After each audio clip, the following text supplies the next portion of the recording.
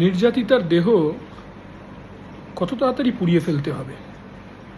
মীনাক্ষী ধ্রুবরা যে dead body আটকাবার চেষ্টা করেছিল, প্র্যাকটিক্যালি পুলিশ ধাক্কা মেরে ফেলে সেই ডেড বডি নিয়ে চলে গেল।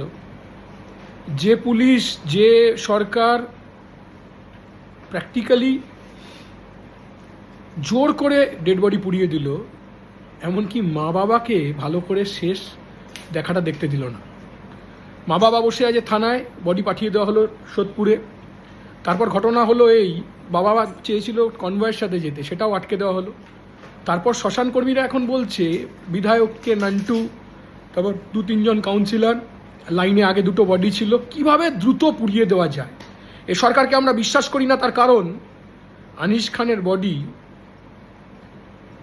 মিথ্যে পোস্টমর্টেম হয়েছিল প্রথমবার, কবর থেকে তুলে আবার পোস্টমর্টেম করতে হয়েছিল।